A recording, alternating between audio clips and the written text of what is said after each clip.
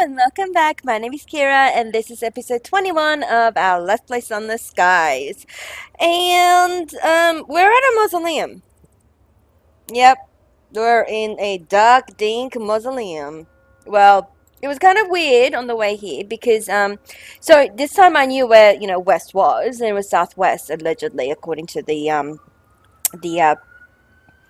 the prospect thingy I picked up. So I have the crockeries that they wanted delivered. So I came over here, which is good. It's a good start, and I found it, which is even better start.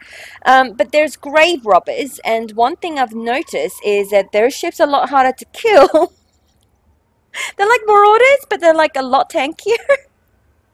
And there's a lot of these things that I couldn't do anything with because they all require a saying, and I feel like I've screwed up by not getting a ship that can do the saying. Which is to say that need a ship with probably more than one of those electrical sign thingamajiggies, or like a bigger hold, because at the moment, like traveling to from London to here has taken me like 3 supplies and stuff, which leads me to believe that because Albion's map is a lot bigger, I'm gonna need a lot more supplies and stuff to get by, which is fine. It's cool. The issue is going to be whether I'm going to be able to do both that and also be able to not have the extra hold space, which is probably not a feasible thing. So now I'm like, okay, I should have definitely bought a bigger ship. So I am going to try to actually go back to the Reach as soon as I can, but since we are at the mausoleum, we're going to do the explore mausoleum bits and pieces, so let's do that. And it seems to be like to even repair my ship, so I wanted to get, I killed a ship. Well, the HMS, whatever its name is, killed most of the ship, but I helped. I shot like 2 rounds into it. It's fine. But anyway, I killed it. So I was like looting, and then it realized that I couldn't actually loot anything out of it because all of it requires a fucking drill. TLDR, I need a better ship. But anyway, let's get back to the point, which is we're at the mausoleum. The soaring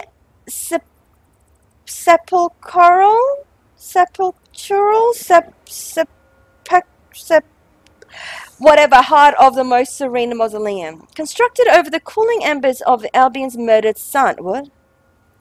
Right. The mausoleum was built to house London's most glorious dead. This is where we sent Captain Wicklock, and hopefully all of our other captains are here. But whatever. Kensington Station. Kensington Station is tucked into a side chapel. An elderly footman is lighting candles while waiting to guide visitors to the mausoleum proper. Be escorted inside. Amongst the dead, lighting a fresh taper which he carries in a silver holder, the footman leads you through a narrow arch and down a winding spiral stair. You can hear weeping close by, but the echoes make it hard to discern the source. Soon after, you hear a sharp burst of laughter and music. Occasionally, you can make out the rumble of what the footman confirms to be London Necropolis Railroad far below. From the very bottom is an oak-panelled door. The footman unlocks the door, bows, and departs. Okay, the footman disappears into the gloom, leaving you alone to face a desk shaped like a baptismal font. A cheery registrar sits in the middle, waiting to greet you. Introduce yourself. An introduction and a warning. She fills you out a form indicating your profession, age, usage of hours, and to confirm your legal status as alive. What? Yes, we're alive, I think, mostly. The Prince Consort's tomb is exceedingly popular. To prevent congestion, donations are requested. The greater the donation, the longer you'll be allowed to gaze upon the sepulchre. That's what I'm going with. If one is fortunate enough to garner the attention of one of the deathless, one must be respectful and only speak when spoken to. It does not do for the living to linger amongst the dead. She files away your form in an excessively large black cabinet.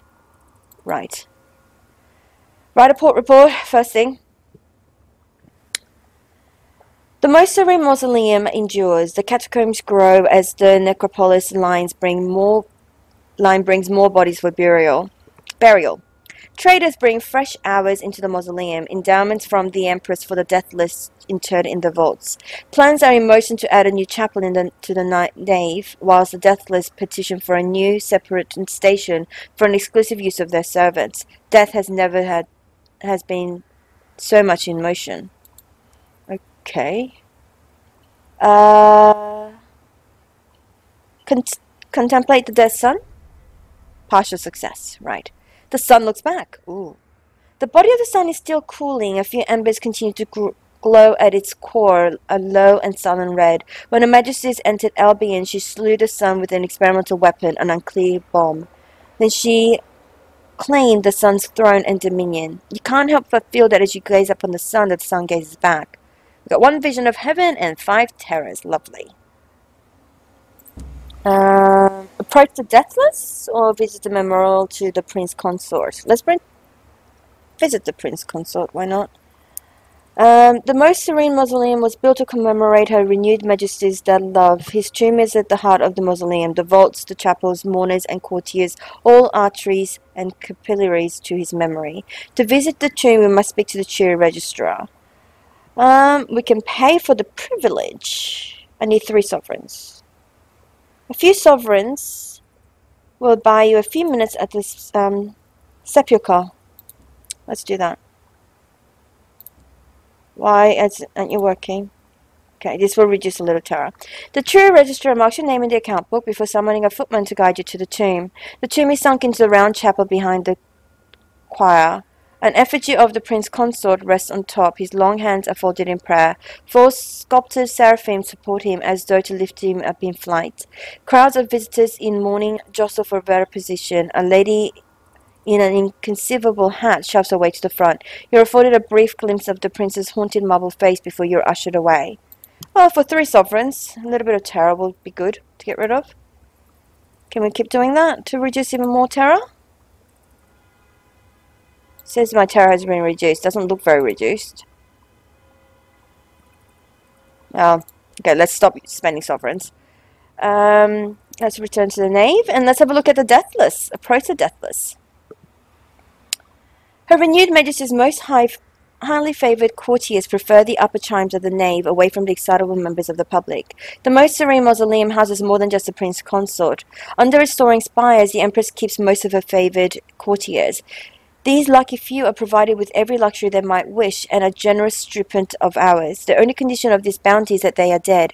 A legality, of course, only. Oh. They cannot possess property nor hold political position office as a result. They are deathless. Occasionally they deign to appear to visitors. Well, let's speak to one, I guess. Speak to the engraved mourner. The mourner is supposed to be a clay man, though he appears to resemble a Greek statue of Hermes more than the lumpy straw-lid workers of old London. A man of all marble. The mourner is a vision in white, a clay man. His skin is alabaster, his curls are spectral, his thin winding sheet pallid. Candlelight dances on the polished marble. Unlike the other courtiers, the footmen pay him no heed. Today he is testing the integrity of the nave's vaults. He notices your gaze and requests you hold the ladder, made of reinforced steel, for him, as he needs to reach the top of the pillar beside you. If I fell, I'd shatter, he says, before mounting the ladder. It sways with the weight of him, but your grip is steady. He rewards you with a dazzling smile and his descent sometime later. I have gained favour. Lovely. I've gained 5 terror too. Lovelier. Well, let's speak to the macabre counsellor, shall we? Uh-oh. The jury register gives you a note and a worried smile. The macabre counsellor has requested your attendance, an honour rarely granted to the legally living. Into the dark. Several footmen are on hand to escort you from the nave through the oak-panelled doors that lead you to the catacomb of silence where the macabre counsellor resides. Black candles burn in silver candelabras. Oh my god. Fading tapestries moulder on the walls. In glass cabinets, bones of saints and sinners are displayed with gloomy relish. Okay. The macabre counsellor is in a maudlin mood, regaling you with stories of her youth and amusing wistfully on past regrets. I have only one worth mentioning, my daughter. The Empress saw fit to take her from me, as a punishment, I suppose. She could have been terribly petty, could Vicky. She examines you speculatively. I wish to have my daughter returned to me. Fulfill this commission, and I shall bequeath you a great reward. Sure. You're partial to a good reward. It occasionally gets you into trouble. A courtly hostage. She's a hostage at perdurance. Kept to ensure my discretion, she hands you several charcoal sketches of her daughter, a pretty, presumptuous heiress with a dark eyes and curly locks of brown hair. I have an agent in place to assist and to conceal my daughter's escape. You'll need invitation to access the half-light mass. Oh my god. The half-light mask to effect a rescue. I only have 3 to hand. It's likely you'll need to secure more. Your mind returns to her use of the word hostage, an odd choice. Perdurance is said to be the place of endless delights, where the children of society's elite dally in luxury. Surely it wouldn't be too much trouble to rescue one spoiled, presumptuous heiress from the lap of opulence, even if it was to say the Empress's lap. Right. Visit the dismal chaplain. Let's do that. Your attempt to meet with the chamberlain is met with relentless obfuscation. His secretary reschedules the meeting 8 times, eventually arranging it for 6 days ago. You even try waiting all day outside the chamberlain's office, but he does not appear. His duties include regulation of time in the mausoleum, where the deathless wallow in the generous pension of hours. However, the clocks are not keeping the same time. Has something happened? Finally, you manage to corner the engraved mourner and press him for answers. The chamberlain is no longer in residence. He replies curtly. We don't dwell on the matter. We suggest you follow suit. Oh, we've lost favor. Oops. Oh well, we lost a ministry thing, but whatever. The cheery registrar smiles at you as you make your intent clear. There are forms to be filled and interminable questions as to how you wish your donation to be remembered, plaque or bench, but eventually the transaction is made. And wouldn't you know it, but a member of the deathless just become available should you wish for some of their time. Oh well, let's visit with the Duchess. Oh, failure. The brocade is in Cardine. She glides along the flagstones, a great strain of scarlet cloth following her like telltale trail of blood on a penny dreadful. Today she is menacing the footman, loudly inquiring after their physique and their athleticism. She requires only the fittest to survive her mock battles. She notices your gaze, but after looking up and down merely sighs. Insufficient, she says, before gliding away. You cannot help but notice the smear of dry blood on her brocade, nor the wash of crimson that trails her in a wake like red tide. Ew. Alright, well, I'm just going to ignore all of that. We can't speak to the cardinal, and we don't have an invitation to dine. So we'll go to the bazaar and hand in our crockery. It's what they wanted. We've gained 1 invitation. We don't need any munitions. But it would be good to buy something. Memorabilia. Well, let's buy some fuel and supplies. And we don't actually have any need of that. We do need some literature for Clockwork Sun. Long way to the north of London.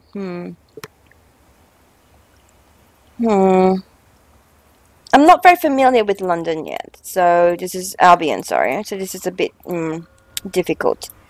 But I think we should maybe look around further this way before we come back here for more supplies and then go to London. Well, that will be the goal anyway. We'll see what actually happens. Well, it looks like I may have discovered myself a circus, and it looks better than the other circus we've been to. Except now I think I'm kind of trapped without being able to get to the freaking... Can I go over this thing, or am I going to bash into it? No, I'm not going to bash into it. It's so hard to get to the freaking circus. What I'm noticing is that buildings in Albion are a lot bigger, and then you kind of like have to try to go around things. Like even the mausoleum, I went around it for like ages before I was actually able to get into the mausoleum. Oh, there's the port. There's the port! Okay, so let's see what the circus has to offer. And that was very American all of a sudden. Come on, come on. There we go. We can get in. So I've actually had to go back to so I mapped this sort of area, as you can see, because I literally went wee. because I ran out of food. Well, seriously, running out of supplies is serious this year. And I really don't want to die, so I keep having to buy more supplies. Ooh, one sec. Rightio, after that phone call, interruption from my parents, who's worried that I may have died from my exhaustion. Considering I slept so long, it was a mini death. But anyway, so the Palace Pier. Workers in neat uniforms guide you to your locomotives to rest. Tourist engines rest alongside the trading engines. Crews trade gossip and delicacies. Signs in block capitals make abundantly clear that this is a place for pleasure. Well, there you go.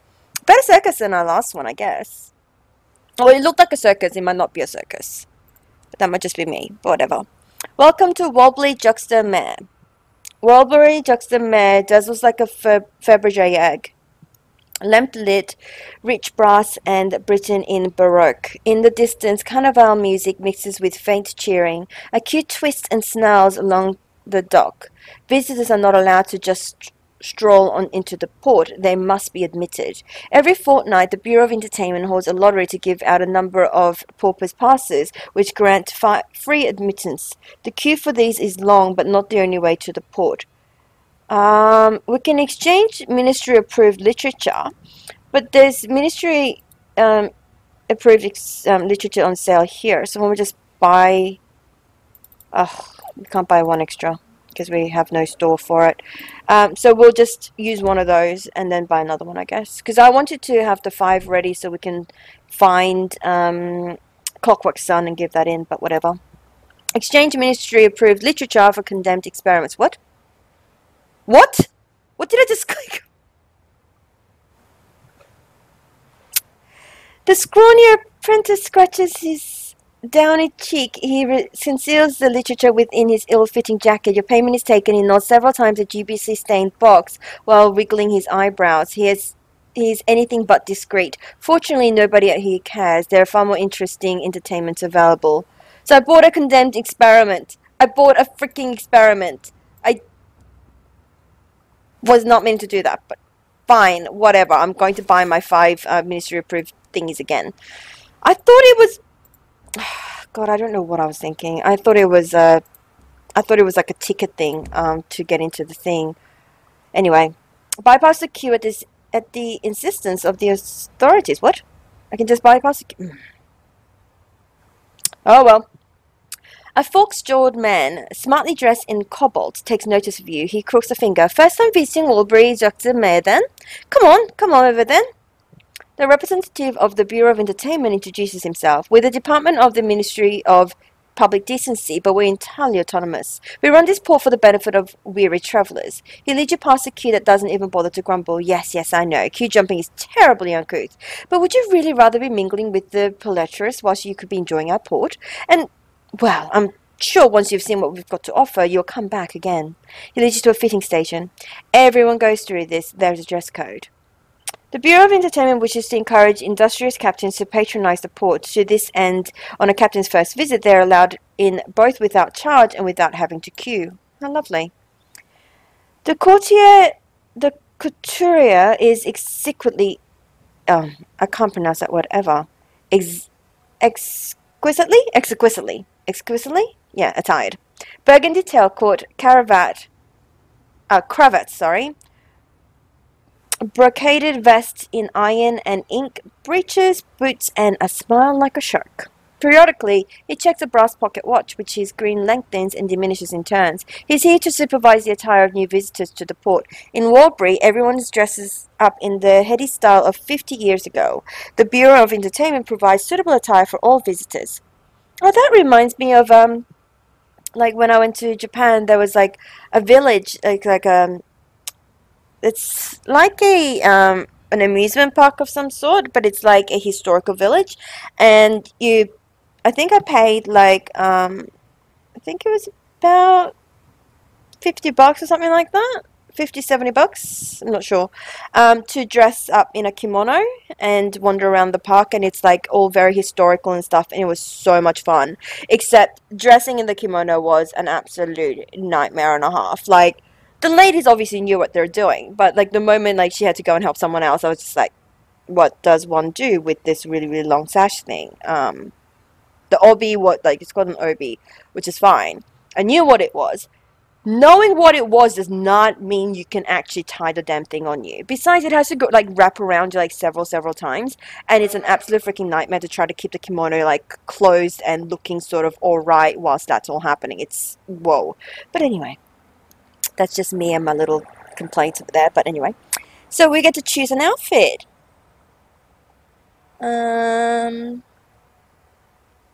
Back out. No, we're not gonna back out. Let's receive an explanation. I'm sure you know the spiel, but I'm obliged to repeat it. In a droll voice, the couturier, who will be anywhere between 17 and 39, explains, Wellbridge Mares, a perfect holiday destination, enhanced by visitors' adherence to the dress code. Do not fear, it shall all enhance the experience you have while with us. In addition, as a reassurance about the stringless nature of our generosity, I should inform you the mists are corrosive and will eat through your regular garments. We provide access to a full wardrobe of coats, waistcoats, frock coats, dresses, dress shirts, breeches, boots, bustiers, and more to ensure that your own remain intact. We love to see familiar faces. Wouldn't do to put you off. Now pick one item and I'll choose you an outfit that suits it. Okay. A hat! What a dizzying cornucopia of grotesquely perfect millinery, London would weep in envy. A dress shirt, why not both? Awaiting your attention are the armories of heaving with lace and leather, silk and cashmere, everything you would ever elicited the envy of another. A finely tailored coat, draped across an army of smiling porcelain mannequins, is an armament of coats in every size, all sumptuously designed, all perfect, just like you. A skirt may be a kilt, a bustle, or breeches.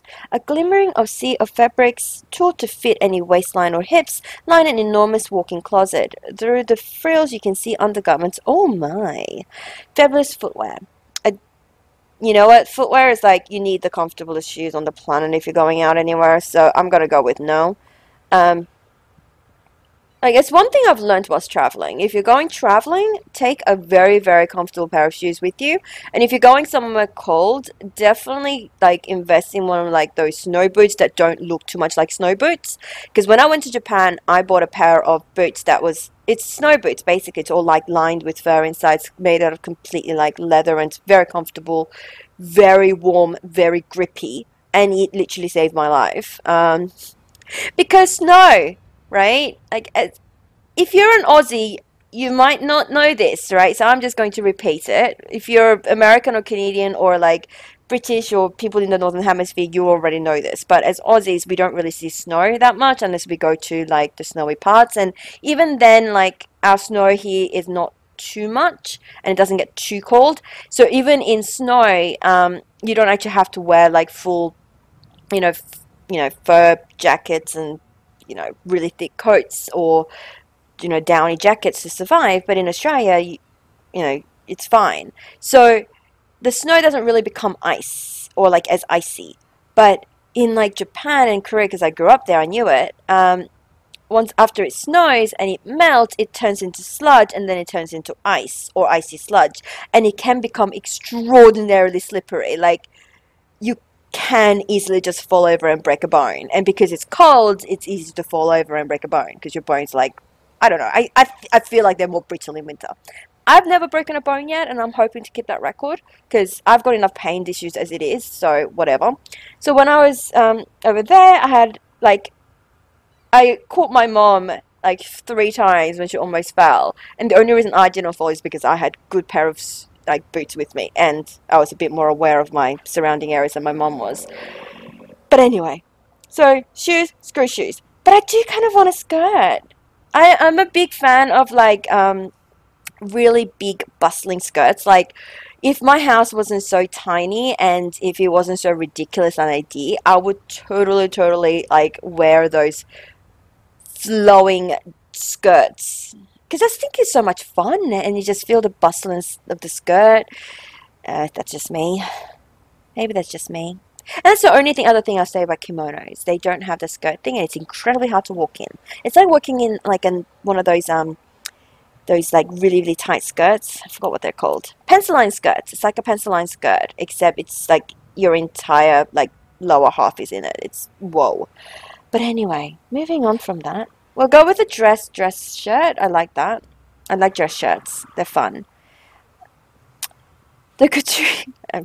After all that diversion, randomly off into a ramble, let's just continue. The courtier deploys two gangly youths, both pale and eyes like death of the day, sunset colours to complement their uniforms. I hope you won't mistake this for a common establishment, milady, where anything you want, there are no rules here. No matter what you do, it feels like the courtier's assistants are there first, whisking your picks away to resize your frame. The tugging tease at the collars, lace up corsets with grace, adjust folds and hems so that every angle cuts like a cruel word. When you finally dismiss the youth, the courtier considers you for a long moment. He turns to a wardrobe and hands you several garments, all your size. Once you're dressed, he dismisses you, shooing you to the Wabri juxtaman. Alright. Your clothes are as new. Write a port report, first thing. Always write port reports. In the face of candy floors, guards are let down. Presented with this much tea, defenses are dropped. This should be a good place to gather information. Unfortunately, the screams of the donkeys render eavesdropping impossible. Still, even by itself, the list of visitors is certainly worth something. Lovely. So we can drop it off at... Oh, so there is a different one as well. The stall to a bookkeeper. I don't know that one, but whatever. There is more to Wobbly Juxtamed than meets the eye. Wander onwards. Let's do that. Wander onwards.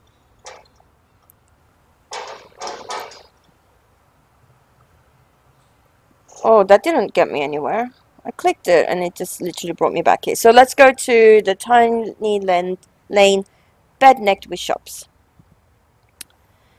The stores of rows of wooden ducks that you can shoot with air rifles. A child stands alongside crying. He spent all his money, he's knocked down one. When you have a go, it becomes apparent that at least one of the ducks is glued in place. When you point this out, the storekeeper frowns and hastily passes you a prize.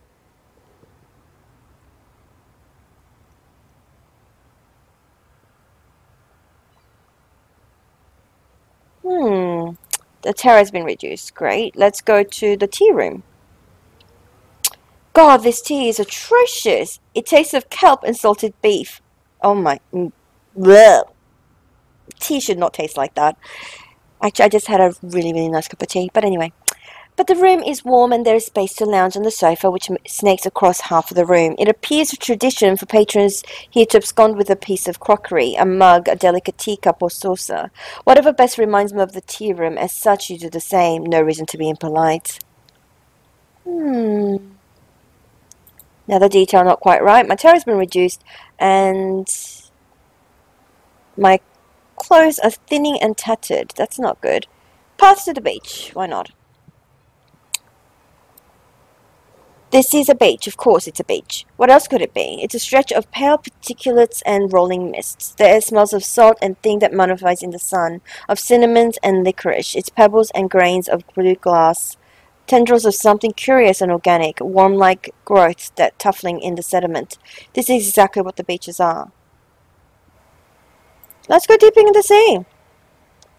You're lowered in the mist, a rope around your waist. If it kicks up a fuss, just kick it into face a few times, you'll be fine. What? Wait, what was it he said? A blonde-haired boy,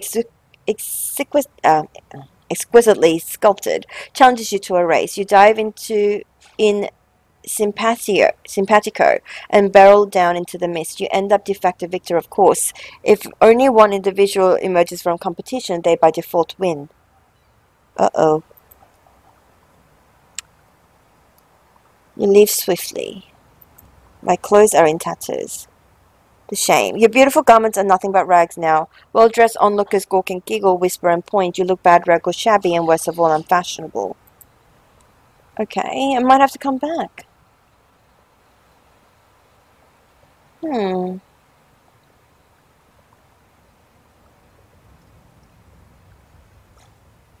Well, you know what? Inquire about the lottery. Um, I've got some teapots, but I might come back next time because usually, like with the circus, what I've noticed, you have to return a couple of times for you to gain access to a lot of things you want to gain access to. So I might have to come back later on. But anyway, see, I think that might be it for this episode. I'm going to say thank you so much for watching. I hope you enjoyed.